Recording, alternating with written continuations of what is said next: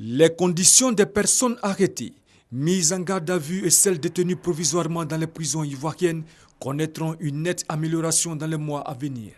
C'est ce qui ressort de la réunion stratégique pour la mise en œuvre des lignes directrices de Luanda en Côte d'Ivoire. Le garde des Sceaux vous assure-t-il de son engagement à œuvrer ensemble avec vous à l'édification d'une justice saine et au changement profond des mentalités de ses acteurs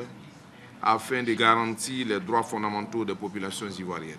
Réunis pour le lancement des lignes directrices de Luanda en Côte d'Ivoire, les partenaires de la Côte d'Ivoire en matière de droits de l'homme, le Programme des Nations Unies pour le développement, PNUD, le rapporteur spécial sur les prisons et les conditions de détention, ainsi que l'Observatoire ivoirien des droits de l'homme, OIDH, se disent prêts pour aider l'État ivoirien dans le respect des droits de l'homme et de sécurité des personnes détenues à travers la mise en application des lignes directrices de Luanda. Cela tombe à pic dans la mesure où la Côte d'Ivoire est justement en train de procéder à la modification de ce code criminel usuel, à savoir le code de procédure pénale et le code pénal.